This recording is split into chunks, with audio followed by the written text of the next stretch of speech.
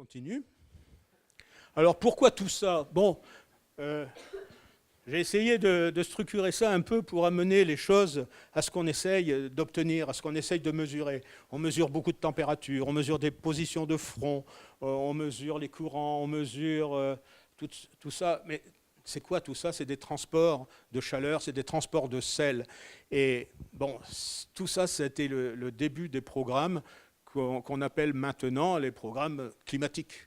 Le but, il n'a jamais été caché d'ailleurs, mais il était balbutiant au début parce qu'on n'avait pas beaucoup de moyens, c'était de comprendre l'évolution du climat, l'évolution, le transport d'énergie dans les océans et tout. Donc là, on va évoquer 2-3 trucs, mais rapidement, hein, pour voir un peu comment maintenant tout ça, ça peut s'insérer dans un programme beaucoup plus global. On continue. Alors, pour savoir comment se propage l'énergie sur l'océan, il faut bien sûr comprendre comment se comportent les courants, évidemment, puisque l'énergie, elle est transportée par les courants marins. Alors, bon, on n'a pas inventé grand-chose depuis longtemps dans ce domaine-là. Hein. Qu'est-ce qu'on écrit pour connaître les courants? Ben, on écrit F égale m gamma. Hein. On n'écrit que ça. Bon, en mécanique des fluides, c'est un peu plus compliqué.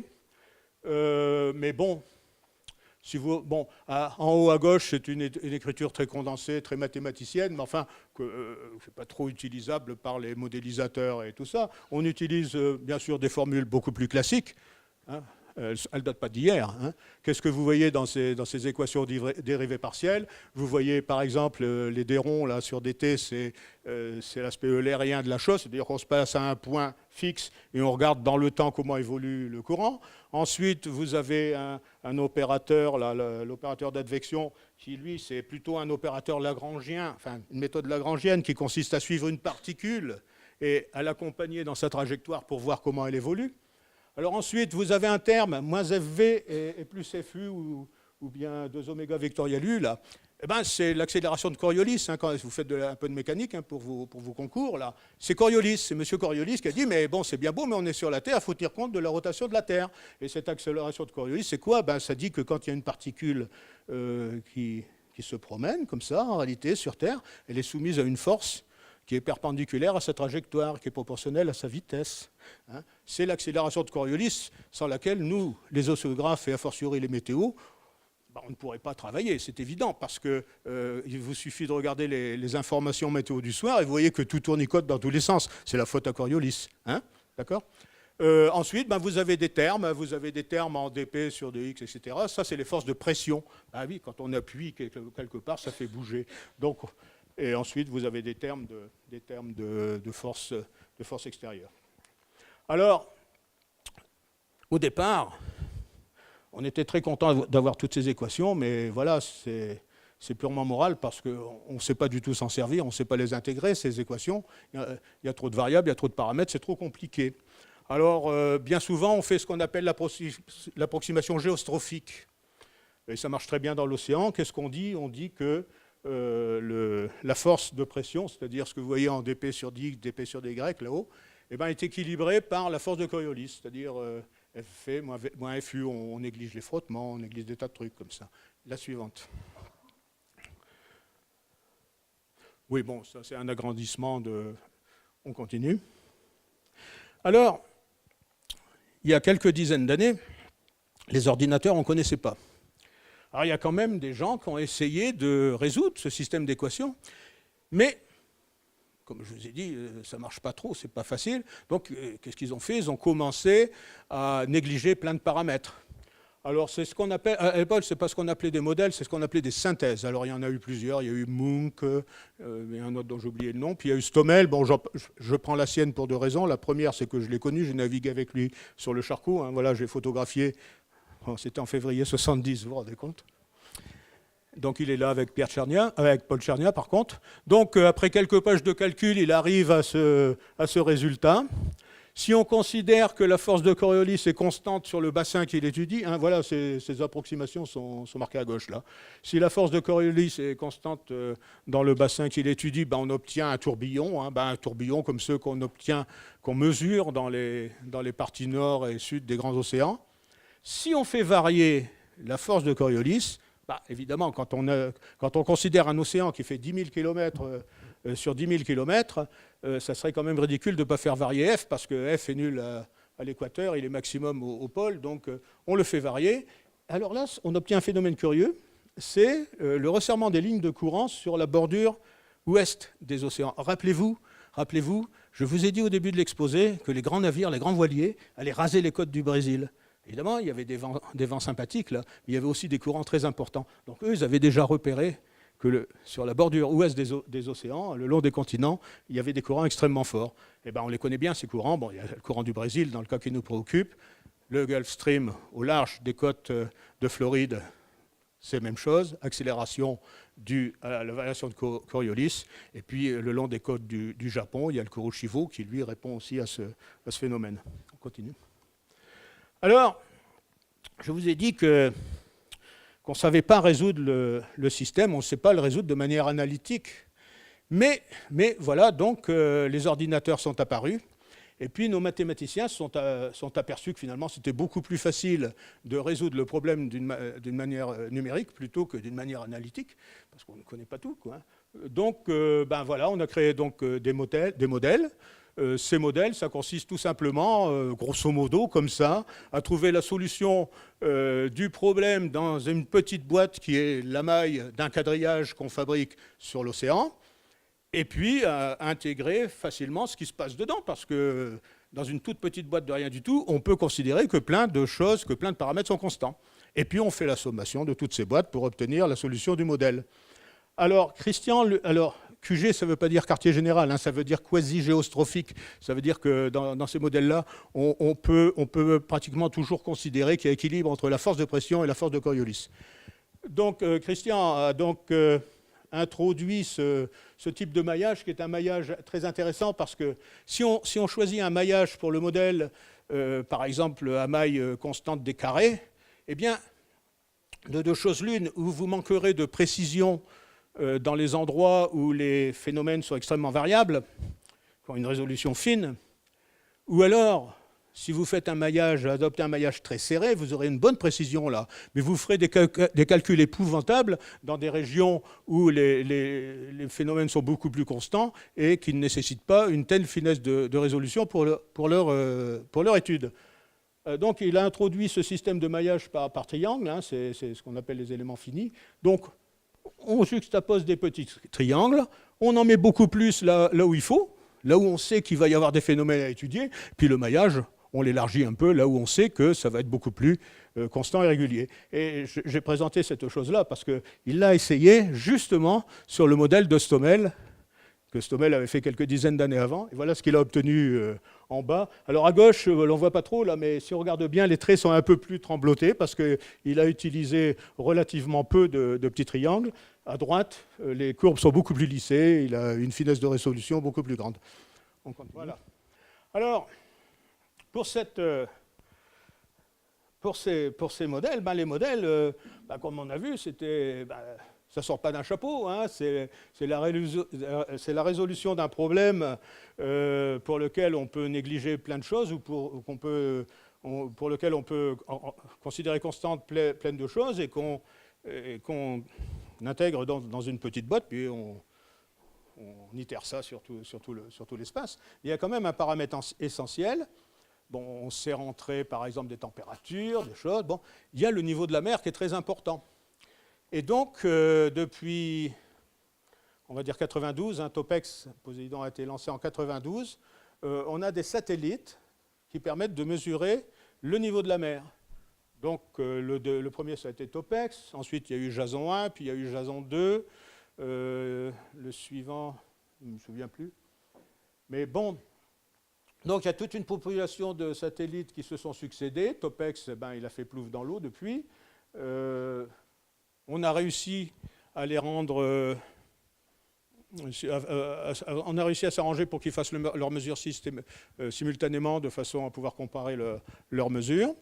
On tremble toujours que le prochain lancement ne puisse avoir lieu pour des raisons financières ou pour d'autres raisons, comme on verra tout à l'heure. Bon, mais enfin, n'y pensons pas trop. Qu'est-ce que c'est que ce satellite? C'est un altimètre, c'est un radar en fait. Hein. Il se promène, donc il mesure la distance du satellite à la mer. Voilà le schéma de mesure.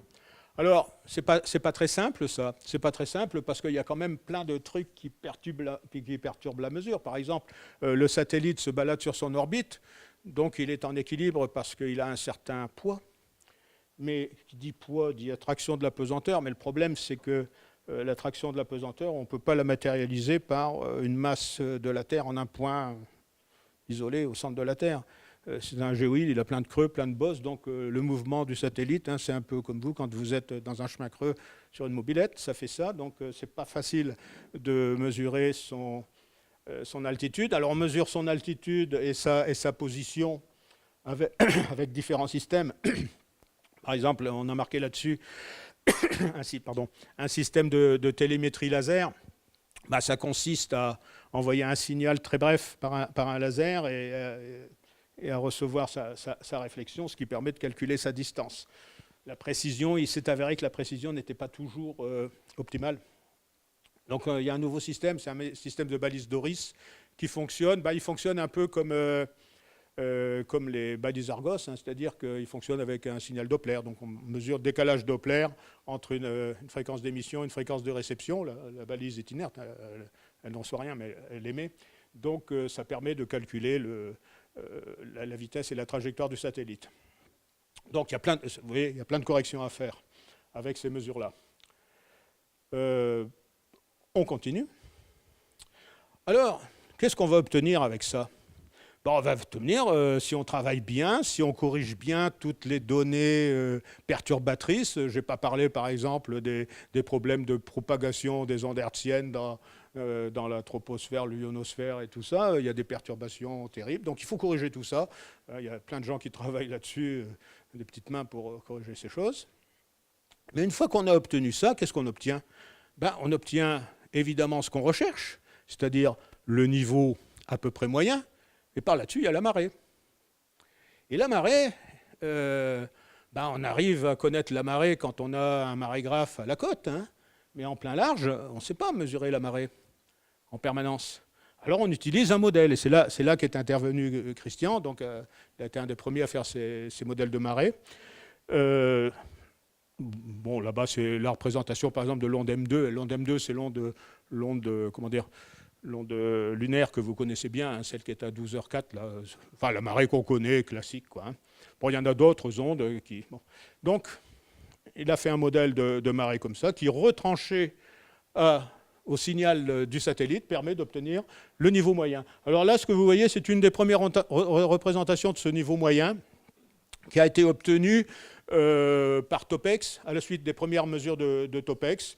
Et on y retrouve bien là la plupart des grands événements. Regardez les flèches rouges, là.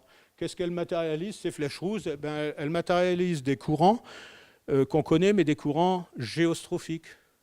Vous en parlez, équilibre, force de pression, force de Coriolis. Donc on retrouve bien les grands tourbillons, etc. Voilà. Et puis, bien sûr, la grande circulation ouest-est. On continue. On continue. Alors, pourquoi va-t-on faire, vous me direz, qu'est-ce qu'elles viennent faire, les mesures en Antarctique, là-dedans? Un modèle, c'est une expression mathématique.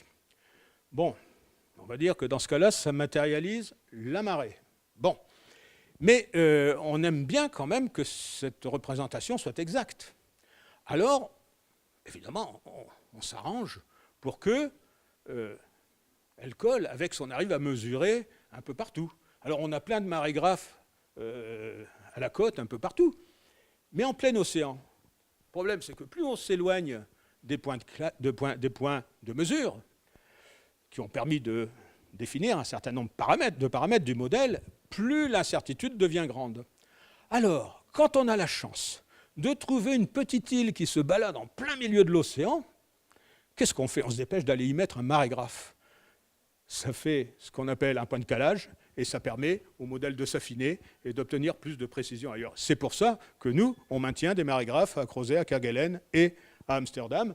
Vous vous rendez compte que c'est des régions où il n'y a pas d'autres marégraphes, c'est des régions où on ne connaît pas trop la marée, et ça permet d'avoir une meilleure précision, mais non seulement là où on les a mis, les marégraphes, mais partout sur l'océan mondial. Alors, évidemment, ces mesures se perfectionne de plus en plus. Les mesures des marégraphes, c'est de plus en plus précis. Les satellites nouveaux qu'on lance donnent de plus en plus de précision. Bon, ce n'est pas des études faciles à réaliser, mais bon, vous avez entendu parler dernièrement de tous ces problèmes climatiques. Il apparaît quand même assez nettement qu'en ce moment, l'évolution du niveau global des océans, c'est de l'ordre de 2 à 3 mm par an. Alors, pour en terminer un peu avec toutes ces histoires de modèles et de modélisation, d'une part, les modèles qu'on a vus permettaient d'observer les choses, de rendre compte des choses. Mais maintenant, on est arrivé pratiquement, pas à rejoindre, mais à suivre la trace de nos collègues météo pour faire de la prédiction. C'est-à-dire que maintenant, on arrive à prédire on arrive non seulement à visualiser l'état présent de l'état de la mer et de l'océan, que ce soit en température, en courant ou autre chose. Je vous ai parlé, moi, de la modélisation en température et en courant. Pour les autres paramètres, c'est identique. Mais on arrive à faire une certaine prévision. Et donc, il y a toute une équipe qui s'appelle le projet Mercator. Les gens sont à Brest. Et qui s'occupe de ça. Maintenant, il y a un site, vous pouvez aller sur le site et vous verrez de la prédiction Mercator des océans. Et il y a ceci de très intéressant, c'est que jusqu'à présent, je ne vous avais figuré, moi, que ce qui se passait à la surface des océans, parce que les satellites, ils regardent ce qui se passe en surface, mais ils ont du mal à imaginer ce qui se passe en profondeur, sauf en évoquant ce que disait Denise tout à l'heure. Les courants géostrophiques, tout ça, on a quand même une idée de ce qui se passe en dessous, parce qu'en fait, ce sont des quantités intégrales, tout ça. Donc, le relief de la surface de la mer dépend de l'intégration de tout ce qu'il y a en dessous. Donc, on a quand même une idée de ce qui se passe en dessous. Mais maintenant, en plus, on utilise ce qu'on appelle des flotteurs Marvor, Provor. J'ai assisté on y revient en février 70, aux premiers essais d'un engin qui était un flotteur immergé, comme ça. En fait, ce sont des flotteurs qui sont fabriqués en fonte d'alu ou quelque chose comme ça, et qui ont la propriété d'être moins compressibles que l'eau de mer. Ça veut dire qu'on les leste comme ils doivent être lestés, et on les jette à l'eau, ils vont couler, ils vont aller se stabiliser à une profondeur qu'on a déterminée en fonction du poids du lest. Et là, ils vont dériver.